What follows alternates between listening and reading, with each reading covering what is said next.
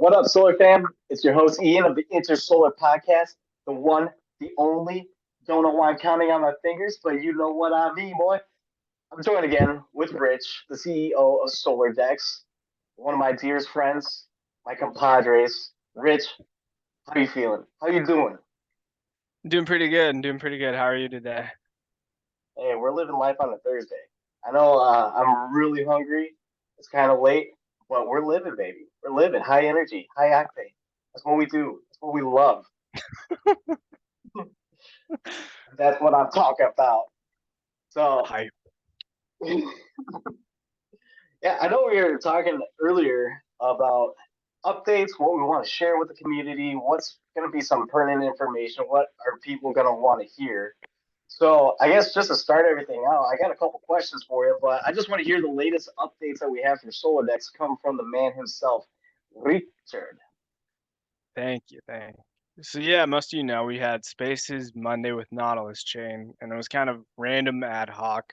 I'm sure most of you guys listened, and if not, that's Zbex Chain. We partnered with Zbeck a while back, so they were asking us if we were interested on building on them, and we said, yeah, you guys partnered with us. Why not? We'll take a look at it. So they decided to host a space, have their community get to know us, our community get to know them. Had a couple people like, yo, this is random. Why are you doing this? I thought the focus was Quai. Well, if you look at who's funded ZBAC, like Coinbase Ventures and stuff of that nature, and all their investors and people they've networked out to, um, it's kind of the you scratch my back, I scratch yours type of thing. Kind of just leave it at that. But that was the whole reasoning with talking to them. Not only are they become kind of like our friends, our business partners, and so forth, but it's just one of those mutual respects of, hey, let's help each other out. Yeah, and I'd be remiss if I didn't say that Zebic, they're a really solid team. That's like the first thing we look for in other projects to partner with. How does the team look? Are they ethical? And then what's the product look like too? They have to have three check marks. If they're solid dudes, we can jive together, and if they actually have a solid product, and we're not just putting out some quantity over quality. Zebic checked all three boxes, so this new chain, yeah, it's a scratch your back, scratch our, or you scratch your back, you scratch ours, quid pro quo, where any exposure is good exposure at this point, especially with the market being how it is. So, really excited about that. Any other updates that you want to share? Yeah, definitely. So, I mean, one of the biggest things I called this out, I think in Discord, was, lessons learned. Yeah, I called it out on Discord and Telegram earlier, Thursday morning. Like, Nice. yep. So it's one of those things where like you need to take a second to humble yourself. Like, what have I done wrong? What have I done right? How can I grow from a person? How can I grow this business, this project, Solar Dex? So I just wanted to take the first, couple minutes of this podcast and kind of humble myself before the community, if that makes sense. Yeah, I'm interested because I know we're pretty confident guys, but humbling is part of the game too. You always have to kind of reflect on yourself. What did I do good? What did I do bad? There was a lot of good, but you don't always look at the bad. So going through those humbling moments is essential for growth. And so I guess I'll lead off with what do you know now that you wish you would have known back then? Yeah, so one of the biggest things we've learned over the course of almost 2 years now, right? The Yep. biggest thing, and this kind of funnels into everything else, is number one. The number one thing I've learned is market making organizations. So for the listeners that don't know about market making organizations, can you give us a quick synopsis of that? Yeah, so hopefully none of them watch this, but there is like an ugly truth in crypto, and I'm about to drop the bomb here and now. Oh shit. Yeah. So there's these organizations called market making teams, and what they essentially do is provide liquidity and volume and stability to a project. They are expensive as shit, and I'm sure like most of you watching this, do not know they even exist. So the number one thing I've learned over the course of 2 years is if you're going to run an exchange, you have to have some sort of market making organization attached to it. So that's So kind of one of the, oh, go ahead. I was just gonna ask you, the market making team, one, it provides trade volume, but on the flip side too, does that create more stability within exchange? I mean, it depends who you ask. I mean, as we're filming this, crypto is tanking, right? So if you take a second to look and you notice, or we saw, I think it was Tesla, Elon just dumped $350 million worth of Bitcoin, or at least that's what people are assuming, I think. I don't know if it's confirmed. But if you look, how is that price action affecting all the other tokens? So if you take a second and look at coin market cap and you see this drop, it's on every coin. Like how is Solana affected by that, you know? Tesla didn't just dump $350 million worth of Solana. What we see is this kind of this centralized organization that controls the market. And that's the ugly truth of crypto. And I'm sure most of you know we're good dudes deep down. We've always been transparent with the community. It's just one of those things that never crossed our mind that there's companies that do this. And why would anyone assume that? Yeah, it's wild because I was gonna say that's one of the biggest things I learned too is that a lot of volume on exchanges come from the market making teams. Like we always go, oh, there's so much volume going on here. Well, what percentage is actually being traded by the users of the exchange versus market making teams? And there's no real way to know the ratio of that. And so it's one of those underlying truths that we found out. I wouldn't say the hard way, but we found out in a roundabout way and learned the secret just through experience.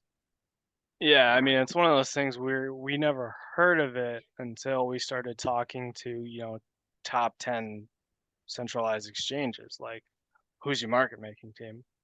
I'm like, what the fuck are you talking about? What is that? And they're like, oh, you don't know what that is? I'm like, no, what the fuck is it? And they're like, here's the documentation. Here's a list of organizations of people you could use to hire. It's gonna be like 200,000 bucks. What? Yeah, yeah. I forget who the first exchange was that asked us, like, do you have market makers? We're like, yeah, people are going to be trading. They're like, no, do you have your own market making team? And we're like, what the fuck? What do you mean? They're like, oh yeah, we have one on standby for you, but yeah, it's 200,000 bucks. It's just like, what the fuck? Like, I can buy so much with 200,000 bucks, and like, this is kind of, I don't want to say shady. It seems like it's an evil necessity now, but it's just something you don't know, and we're just punched in the face with it too. It was wild. Yeah, so I mean, that's lesson one, but lesson one and a half, I guess, is we're like, okay, that's sketchy, you know. All right, but it makes sense. These are centralized exchanges. They want to bring in all this huge volume. They want to do this, yada yada. And then as we started talking to more centralized exchanges, they started recommending us to bigger and better market making teams. And like, this is the team that does, Uniswap and PancakeSwap. And I'm like, whoa, hold up. These people work with Dexes too? And they're like, yeah, absolutely. Like they got Orca, they got Radium, they got PancakeSwap, they got Uniswap. I'm like, what the fuck? I'm like, all right, so now I know everyone in the space uses market makers.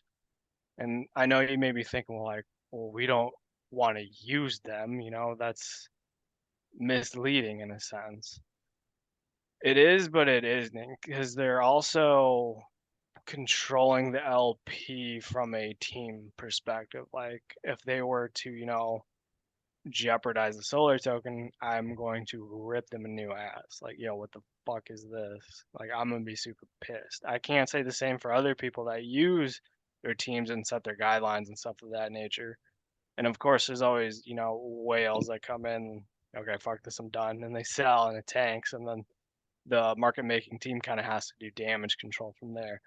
So essentially, when I say the number one lesson we learned about these market making organizations is also what's weirdly going to drive us to success, right? So when we talk about these millions of dollars in volume, once we onboard our own market making team, that's for sure going to happen to Solar on Quai. Like it contractually has to happen. And with that being said, with that millions of dollars in volume, that funnels back to Centuries because it'll have to. These will be on our smart contracts that we control, Yeah, or so that we control when we deploy. Once it's deployed, it's decentralized. yeah, so it's kind of like the trickle down economics of yeah, we have to have this. It's an evil necessity. It's I think it's the epitome of like adapt and overcome because we didn't have that at first. That's why we didn't have the volume that we thought we would because it's kind of like an unattainable truth at this point. But the trickle down economics comes into play when the market makers do that, and then the exchange fees gets trickled down through the solar centuries ultimately to you guys. Exactly. So you couldn't have said it any better. It's a necessary evil. So those bots that people blame are generally market makers, if I'm being honest. Yeah, it's messed up. But I know you said that was 1.5, so there has to be a number two for what you've learned. Yes, from a hype perspective, I've learned over the past year, um, people only care about the first 24 hours of a project, right? So when we migrate over, we want to extend that. So one of the things we're doing is, from a longevity standpoint, is we're going to be putting a market making responsibilities on the community in a sense, right?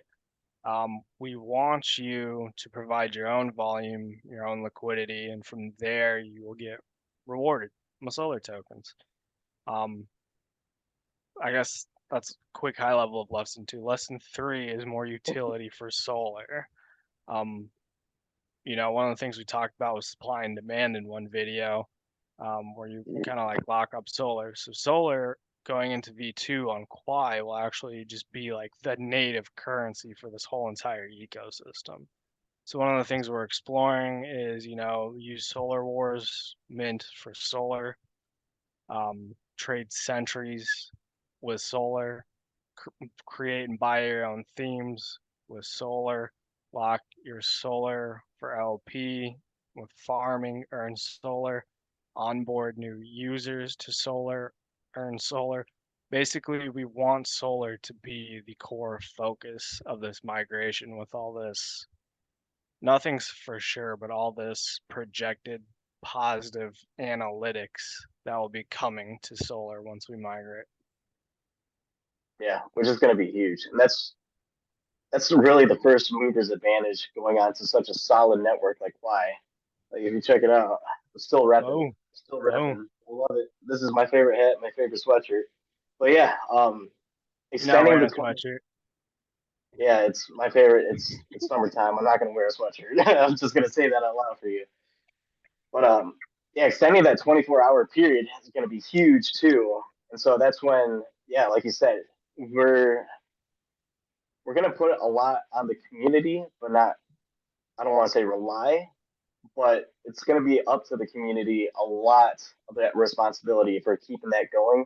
And we're going to do a lot of that too, because what I learned about this for your point number, I think it was number three now, is that these giveaways that we're doing in airdrops, we said it in the past and I'll say it again, they attract the wrong kind of community. It's just people looking for handouts. So that doesn't actually keep the hype going. Doing cool marketing with that, on the other hand, would be a successful way of making that hype last a lot longer too. So my biggest takeaway was, yeah, we did a lot of airdrops, we gave a lot of away free tokens, but then those people just they were paper hands. They just sold out right away. So we want the community to stay strong, and kudos to the community that has stayed strong and believed in this project from the jump because big things are happening and everyone's on this ride. I love it. Yeah, because we're gonna be funneling the hype for. In a perfect world, we'll have a month of hype, and by that month is up, we'll have that currency flow of things of people spending solar, the team itself will essentially earn solar from this. Like, I'm gonna buy this theme for my solar. Okay, we got the solar, let's burn it. You know what I mean? I think I'm trying to picture it, and I think I'm getting a clear picture right now. So I think I do know what you mean Yeah. because So it'll be beautiful. Like, it'll be its own currency and its own ecosystem, both bought and sold for everything. When you buy stuff from solar, the team itself will, I'll just say now, we'll just burn it. yeah, That way we're I mean it's severely deflationary. yeah, it's a way to keep it sustainable too. Because that was point number three. Any other points of learnings that you want to share? Yeah, I guess let me just recap. Number one, market making team. Two, three, and I guess four. You know, from a humble approach, we've learned a lot just over the course of 2 years. What people want, what people expect, how the market's changing. People now are looking for something new and unique. So if I'm being fully honest, and this will probably be weird to say out loud, and especially to the community, I think the idea and fruition of Solar Dex was ahead of its time because we launched at the peak of DeFi summer. People were just then getting used to, decentralized exchanges. But then we came in, we're like, we got this unique take on it, right? And people are, that sounds cool, I'm going to invest. But they didn't fully understand or comprehend. Even when I talk to other project founders, and these are people that run like millions, I've talked to a couple that run like top 100 projects, they even take a good 1 to 2 minutes to process that. And then they have questions. And then I reiterate essentially what I've already told them, just in a more simplistic manner, right? And they're like, oh shit, that's cool. And you can do that from a decentralized point of view. There's not like you governing it. I'm like, no, it's all decentralized. You just come in as you normally do. It's literally one extra step and it's locked. And then it's always, well, what if I don't want to unlock? Well, so that's, lesson number four is appreciating that constructive criticism. So the V2, liquidity will be optional to lock. And then if you choose not to lock it, we will just call it out, like not locked. That's it. Just in red, not locked. So, from there you can make your own decision. Like, and do I want to risk it? I don't know. So just taking that constructive, it wasn't even criticism, I would say. It's just I could tell that even people who have been in this space and develop still kind of have a hard time comprehending what it means. So when I say when we were ahead of our time, usually bull runs are sparked by some new type of innovation, right? So like I said, I think we were ahead of our time where people were just still learning how to use DEXs, and then we took it a step further and kind of tweaked it. So I'm thinking we're literally positioning ourselves perfectly for the right time. And what I need to do on my end and the team needs to do is shorten our goals and make it more simplistic. I'd agree with that. Yeah, because when we brought this idea to the crypto space, we wanted the first user advantage for the users themselves, people just getting in, people learning stuff. And I think we did a good job at that. But this is where we got to take that constructive, I'll say constructive feedback. And now those new users are experienced users for 2 years. And I would say that a majority of the people that are going to be using crypto are using crypto. It's pretty mainstream now. It's just the mainstream thing to be in crypto. So now that we can use that experience, not just from our perspective, but from a community's perspective, and really have more flexibility to simplify it down even further, just so that people can get the full comprehension. And it's not this outlandish, crazy idea that people didn't even know about, but rather something that's obtainable and we can take it baby step by baby step now. You know, Yeah, absolutely. And it's one of those things where we're seeing projects that have raised like millions of dollars come out and say, hey guys, we're out of money. And you wonder, like, wow, they raised, like $3 million and they're out of money. We raised like 500,000 2 years ago and we're still pushing strong. So I know a lot of us, we don't really come from a finance background, but we know how to budget. And when we said 2 years ago, we want this to be successful, we want this to basically have a long lasting impact, we want to be doing this 20 years from now, like we meant it. We're still here. Yeah, 100%. And I think a lot of those big projects take the funds that they raise and they're like, all right, we can get like a new building, a new office, we can get all this new supplies and all that. And so a lot of the stuff that they spend their funds on doesn't really go to the project itself. It's like those nice things that you can have because you raise that money. And so I think what made us different in that aspect too is that we didn't go out and say like we need a building, we need office supplies. Like the most that we actually invested into new supplies is podcast stuff, and that was like $50. And so being frugal with it, I think, is the key, especially because we got kicked in the nuts with the market. And so learning that like 3 days after our launch really helped us budget even further to make this longer lasting until we can get to the next phase, which we're finally reaching now. Yeah, we're Which, definitely getting closer. yeah, which I'm super excited about, and brings me to my next question for you: is why are you so confident in this new migration? Yeah, so one of the things besides all the lessons learned, I want to reiterate that. But when we first started 2 years ago, right, it was just me, you, and John. And we were out there hours upon hours, spaces upon spaces, channel to channel, like basically convincing people they were not going to rug you. We're no shit about this project. That was like our whole pitch. Like we had to convince people we're not going to rug. And that was like why we did the podcast. All right, let's show our faces, let's hold these spaces, let's talk to people more, let's get to know them. Um, so that was it. It was like a month of us. We're not gonna argue. Now we've built, some credibility in this space. Like, believe it or not, everyone on Solana, I would say at least 90% of the people have heard of us. They've heard of me, they've heard of you, they've heard of Solar Dex, they've especially heard about our community. You guys, I shit you not, are the number one feedback we get from any founder is how is your community so positive? And I'm like, well, we're not trying to fuck them in the ass. You That's know, Positivity spreads positivity. We're not rude. Occasionally we'll get some random guy who gets pissed off and then we like to clown him for fun just cause. But it's positivity spreads positivity. So it's not one of those where like I get on this podcast and I tell you guys how much I hate my life. Oh man, I lost 10% of Bitcoin right now. I'm so fucking miserable. It's positivity spreads positivity. So, it was just three dudes.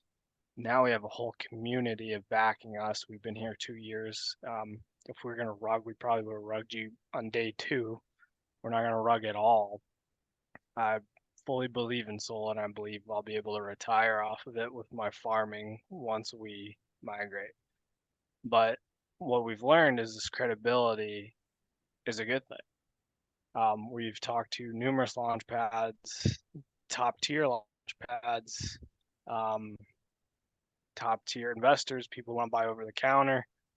Um, so one of the cool things is I'm sure some of you guys remember that when we were getting ready to launch, we partnered with Aegis Launchpad, who ended up did rugging, and we had a weird vibe about them, so we literally told them to fuck off. It's one of those things. Ian can attest. I got in it with their founder. I'm like, everything you're saying to me is sketchy and full of shit, man. I'm like, I can't do this. I can't put, the community through this. I guess it's been so long we can talk about it now, actually. So yeah. fuck, I remember fuck. exactly. Yeah, I remember where I was sitting when like we were going back and forth with them. We got off a call and then we're messaging and like back and forth and all that. And then we hopped on a call and we're like, what the fuck's going on with this? And like, I'm getting a bad vibe. I'm like, I think I am too, because they're promising all this shit and all that, but like their rates are so high. They're promising the world. And yeah, the red flags were going off. And like, we decided it was like an hour and a half call where at the end, like, we started off hyped. And then at the end, we're like, we need to cut ties with these people because they're super sketch, and we're not doing that shit. Like that's our whole thing right now is that we're not going to do anything sketchy, and we want to stick to that. So that was wild. I forgot about that actually. Dude, I did not. I live next to a company called Aegis, a couple miles down the road from me. Every time I see it, I get so fucking pissed. So, I mean, it's been so long, I want to talk about it really quick, actually. So, I think they wanted 5% of our supply, 2% for the team, and then 3% for their influencers to hype us up. I'm like, hold up, that seems like a lot. Let me see who these influencers are. So they Mhm. put us all in a chat and they're like, hey, here's my address, here's my address. I'm like, yo, I'm like, I haven't agreed to shit yet. I'm like, I don't even know what like your socials look like. I'm like, everybody needs to drop me their socials. These motherfuckers had like 10 followers. Yeah, and I remember, yeah, this one guy came in all hot. He's like, so excited for your project. Like, I can't wait to get started and all this. And we're like, wait, who is this guy? We pulled up his profile. Hey, he had like 500 followers. We're like, what the fuck?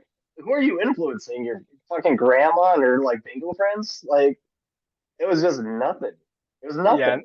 and there's like 40 of these people. I mean, some of them had like a decent following. I was like, all right, that makes sense for this guy. But like a majority, I'd say like 80% of them like had 500 followers or less. So I called E and I'm like, I'm pretty sure these are like the team's dummy accounts. So I'm like, I don't know about you, but I'm not giving them 5% of our supply. I'm like, we won't even have that. I'm like, that's outrageous. And we're like, all right, let's keep hearing them out, see what other bullshit they spill. And then they kept prolonging their Solana launch. I'm like, yo, man, we were trying to launch like 2 weeks ago. You got to give us a date. You got to give us something, right?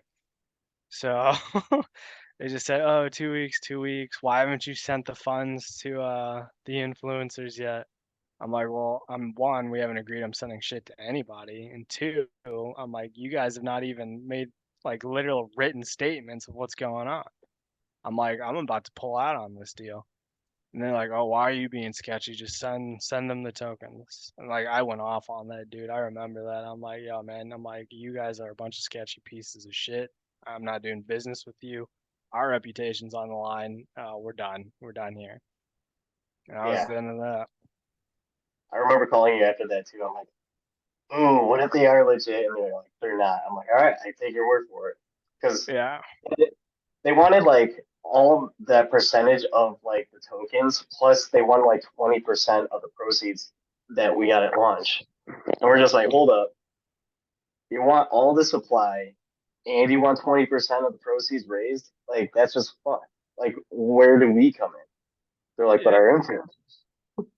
Yeah, and I was like, this seems like a really high fee. So I reached out to other launch pads. I'm like, hey, I'm not applying just out of curiosity. If I was to apply, you were to accept, what's your fee? And they all range from like 1 to 5%. There's some who are like 20% as well. I'm like, all right, so these people are just super corrupt. So we've learned a lot from that, right? So knowing that information, fast forward to 2 years, I can approach these launch pads like I know something about their services, about their fees, about what they can offer, what's a good deal, what's a bad deal. And they're still here after 2 years as well. So it's just one of those other lessons learned. And since we got the credibility and stuff, it's easier to get accepted on these because they're looking for clientele.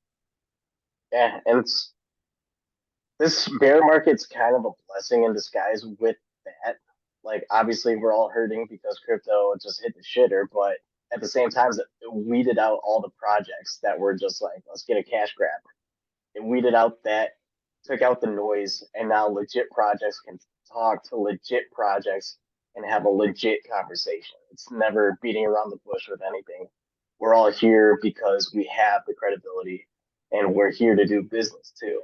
So it's a bunch of like-minded people, which I really like. I really like talking to like-minded people, just because it's not going to be, um, give me all your money and we'll make it happen. It's like, okay, let's get something in writing. Let's actually have a symbiotic relationship with each other where we both actually can benefit off the services provided. So I really like that part about this bear market. As weird as that sounds, and as much as I hate to say that. Yeah, I mean, having this bear market definitely opens your eyes up on who's here for real and who's not. So I think after us, because we were supposed to be, I think launch on theirs, they quoted us at January. Like, well, just give us to January. I'm like, now we're done. But I think literally after they launched one more project, they rugged. Yeah, and I remember you hitting me up. You're like, you see agents as rugs. I was like, no. I looked at him like those bastards, dude. They almost did that to us. That's fucked. That's fucked. Yep, yep. Spider senses were tingling. I was like, can't do this. It's too sketchy. Yeah, and like it's good that you had that too because I know we were all excited. Like yeah, we're on Launchpad. Like the last 10 projects that they launched sold out and everything. So we're like, we can raise the funds that we want to raise with this. But then, yeah, sketchy thing. I was like giving people the benefit of the doubt, but then it just got too much. Where yeah, we had that conversation. Like, yeah, this is fucked up. Like we're pulling out of this shit. Yeah, I mean, this sounds bad, but this would be lesson number 5. And people are going to be like, oh, I can't believe you said that. Don't trust anybody in crypto. Facts, facts. Yeah, it's one of those things where you have to have a proven track record. Even when with a proven track record, you still have to take everything with a grain of salt. That's why I always say we try to vet teams that we partner with as much as possible and make sure that we actually have the same vision and we have a track record to prove that vision and the operations towards that goal too. And I think we're doing a pretty good job with that. And that's why I'm excited for Quiet too, because we did that and we're all legit. Yeah, so I mean, it's one of those things where we still have like a lot of holders. I mean, I don't know everyone personally. I wish I could, but there's like a majority of you guys that I do know personally, and I'm proud to call you guys my friends, over the course of 2 years. Um, but one of the things I've learned is when I talk to you one on one, that's because I like you. But at the same time, there's people that I've talked to one on one for the past couple of years that did not have my best intention or the project's best intention, right? So I had one guy edging me on, no, you should do this full time. I'm like, yo, bro, I'm already doing this like 20 hours a day. I'm like quitting my Web 2 job, which is assisting, networking out and boosting operations would be stupid. I'm like, I'm not quitting my job. Oh, you need to quit your job. I'm like, no, dude, I'm not fucking quitting my job. I'm literally doing this full time. I'm like, there's literally no interference. I'm taking calls. I'm on spaces. I'm doing podcasts. This is my full time job.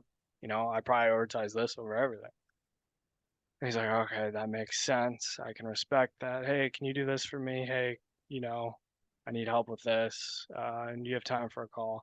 I've been over backwards for this guy. I'm not going to call him out.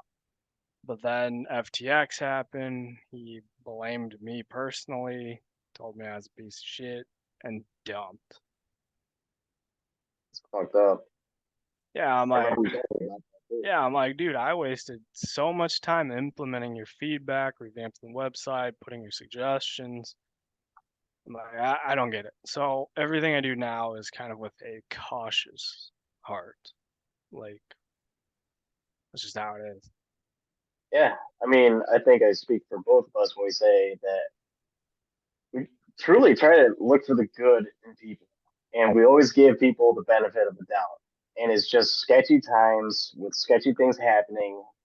Unfortunately, we have to put a little bit of armor on so we can actually block some of that bullshit out.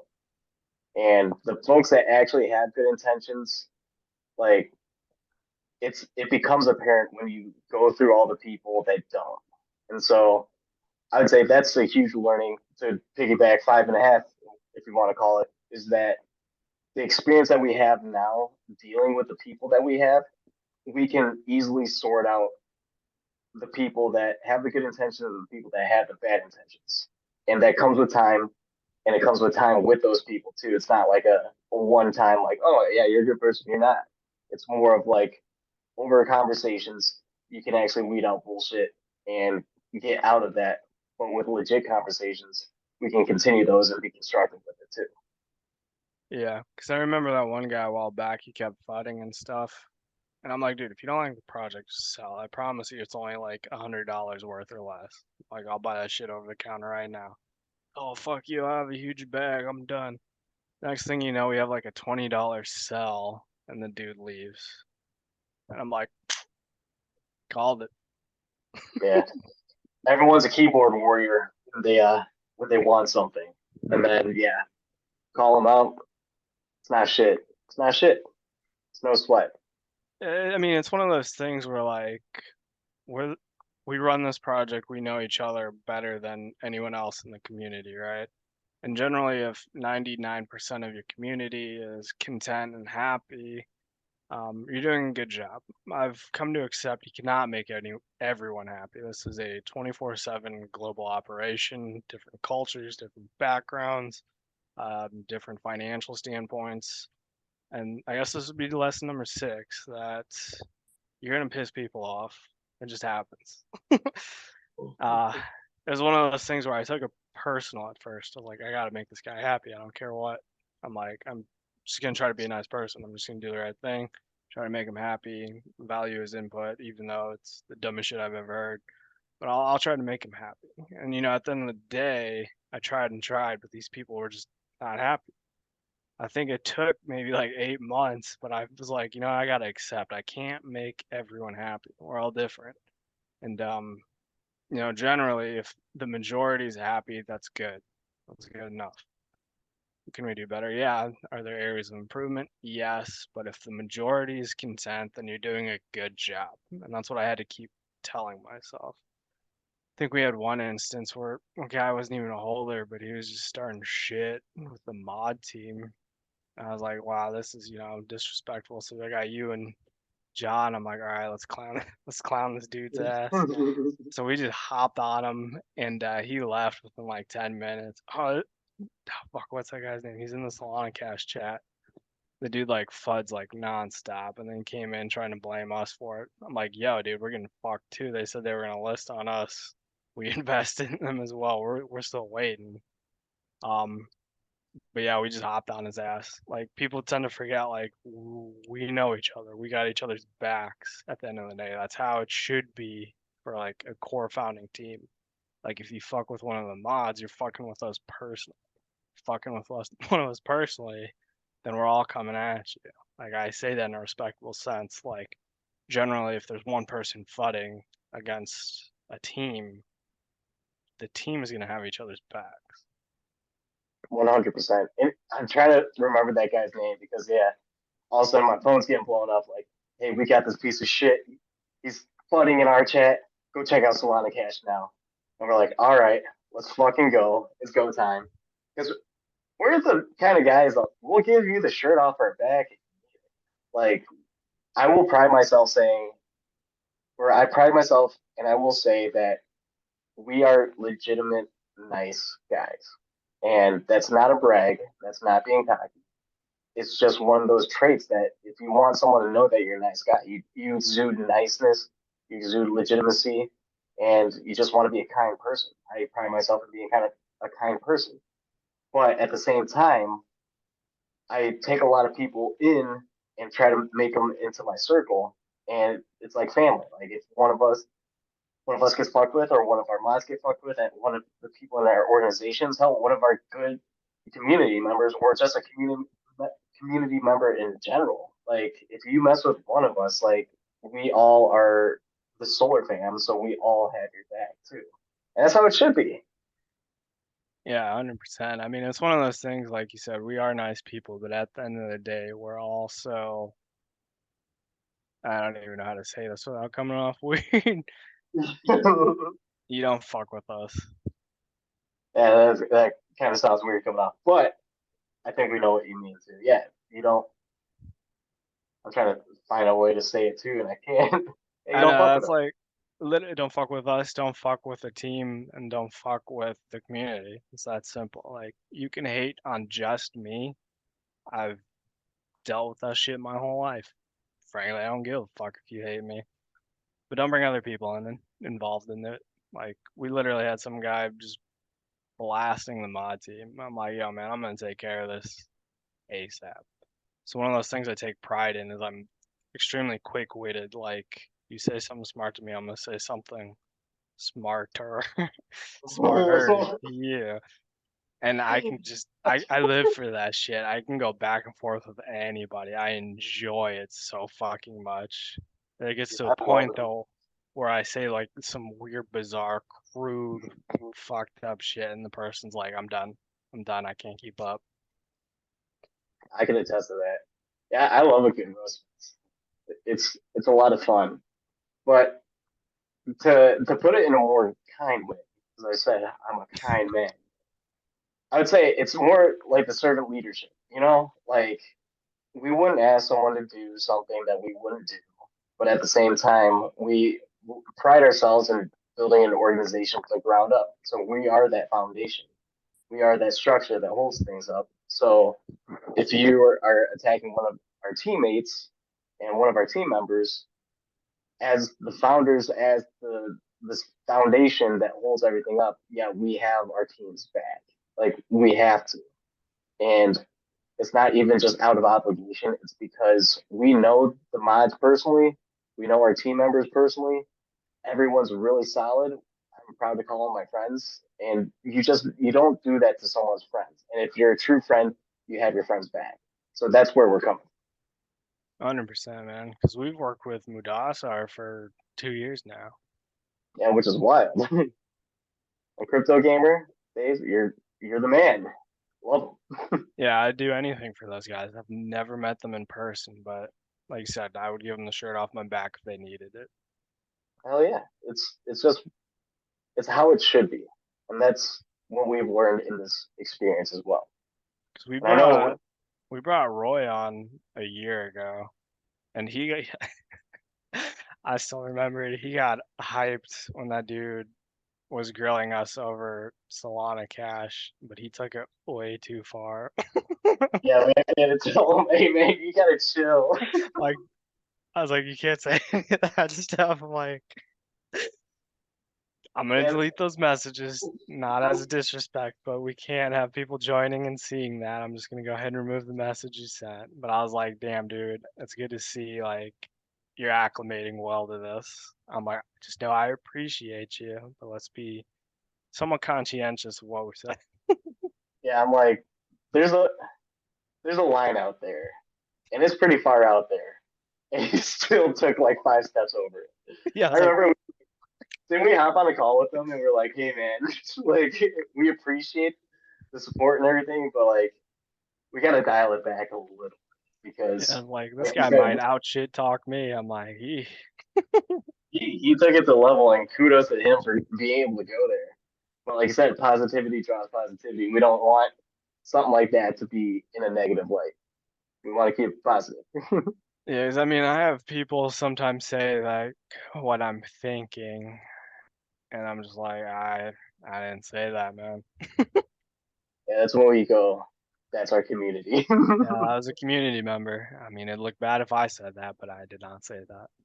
Yeah, all we can do is be like, hey man, probably shouldn't say that, but you did. So, so like, we can't control our community members, nor will we try. Yeah, and so I mean, man, looking back, just reminiscing, I think originally we had like 10 moderators because the chat was so nuts. Yeah, the chat was insane. I remember we had to take shifts, like being active in the chats, because it was just like everyone asking us questions or like just throwing out too. And I'm just like, dude, I'm exhausted. I sent like 100 messages in the past 5 minutes. It was crazy. The good old days. And we, expect the same to happen, and we won't fully relaunch till it happens again times 10. Yeah, and that's what I'm excited for. That's what I'm holding on to. So, what different things are we going to see with the relaunch now? So yeah, as far as different things, we actually have a full-blown team. We got credibility, reputation.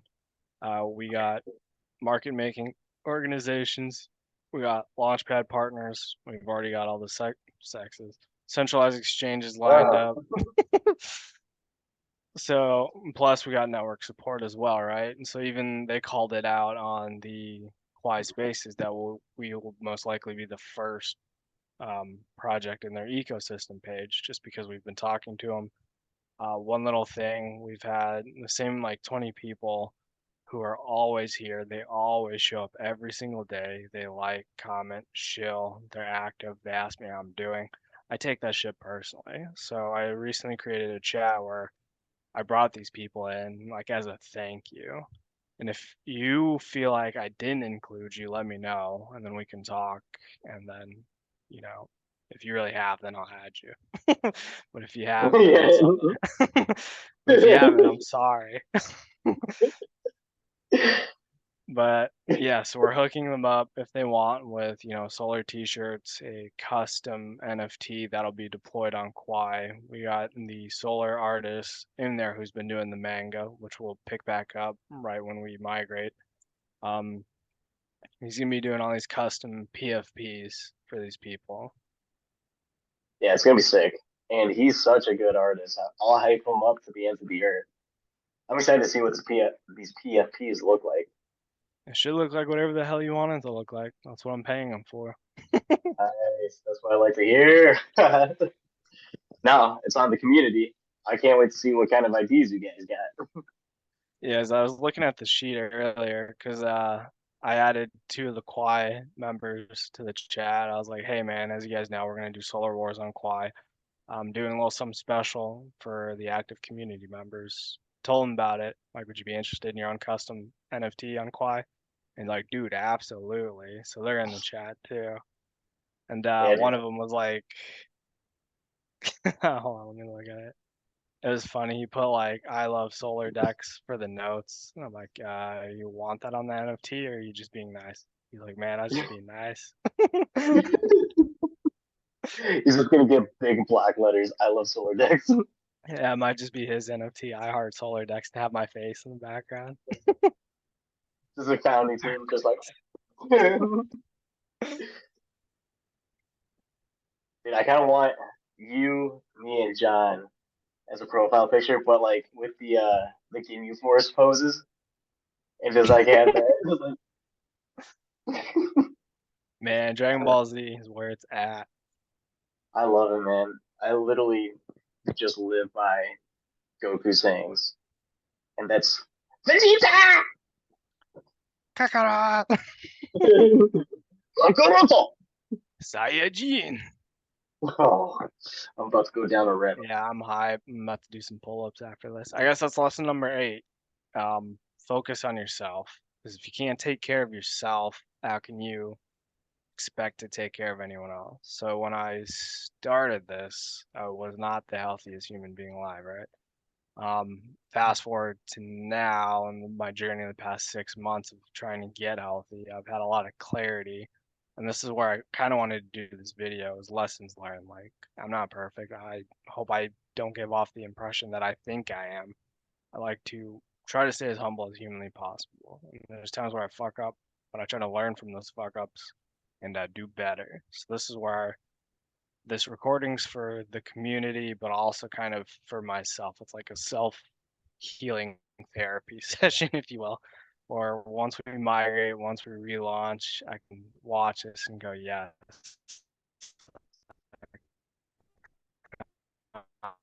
accomplished everything I said I was gonna do. You're freezing up on me. Can you hear me?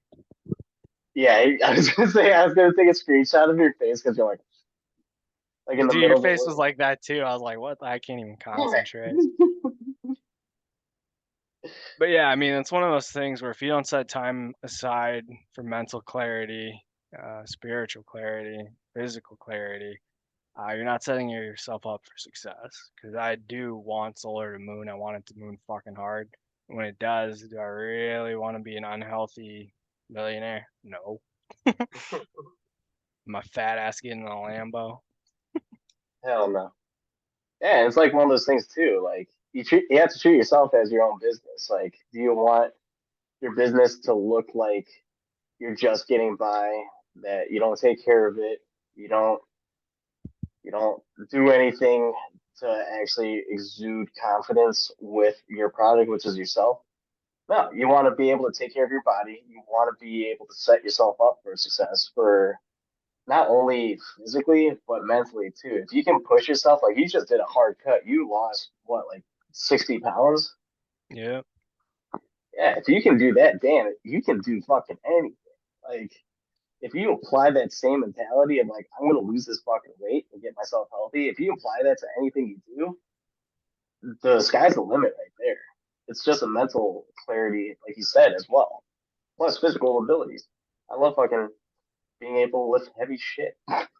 Facts. I mean, it's also one of those things where when the time comes and we start this full-blown marketing campaign, we also don't want to give ammunition to people who will just hate just to hate. You know what I mean? Web3 is Yeah, a very hostile place. So if this guy starts fudding, I'd be like, all right, I'm gonna take care of this and send him naked pictures of myself because there's no way he can fud me after he sees me naked, right? Huge I dong, mean, six pack.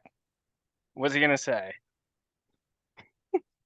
nice cock. Exactly. I'm like, I'm glad, I'm glad I converted you. Go ahead and buy now. I'm glad I got your support. Yeah, we're gonna archive all those pictures and create an OnlyFans called Solar Dex, and anybody's welcome. I'm airdropping that calendar. So, truth be told, I'm probably like 4 weeks from being super, super ripped, and then I'll start my calendar photo shoot. Hey, you got started at some point. Yeah, we'll do a peak week. We'll get you shredded, looking good for a couple days, and then sustain a healthy weight. All right. That's right. But it's one of those things going back to we just don't want to give ammunition to people who will hate just to hate. So when they like, oh, why didn't you do this? Why now? Why this? Then here, watch this video. We've Yeah, addressed this. We've called this out. yeah, and we'll keep doing what we're doing too. Any futters or anything like that, we always like to ask, hey, why? Like, and if you can't give a good reason why, then you're a hater to be a hater. It's hostile. But Yeah, like we talked about in the past, like we've taken the biggest futters, we talked to them one on one, and they became our biggest supporters. yeah. It I just mean, I happened. can understand realistic FUD. Like if I'm like, hey guys, here's the new tokenomics, we launch it now, or and it's like 99% of the supplies for Richard's Bugatti, 1%, 1% for liquidity. Let's go. Come on, guys. Let's hype it up. I mean, as nice as that would be, you just can't. Yeah, like that FUD is understandable. All right, because I know we're coming up on time. Any other things for the diary that you want to write down so we can look back at this and be like, we fucking did it. See you at $1. To the moon. All right, guys. Well, we're just about at time. We got to get something to eat. Got to keep that healthy weight too. It's been a pleasure. I can't wait to see how jacked we can actually be. We'll send some pictures of poses and everything. Ah, ah. But we'll keep you all updated with the latest and greatest news. We like doing these reflections. We'll probably do another one once we get closer to launch. It's everything we've learned. We want to pass on knowledge when we can too. We want to make sure that the community knows that we are here to stay.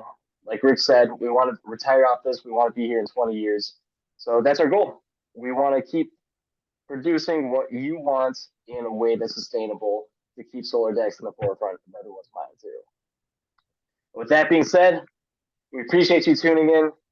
Drop any knowledge in the comments that you want. Don't forget to smash that subscribe and like button and share it with all your friends. And let's get it in the out.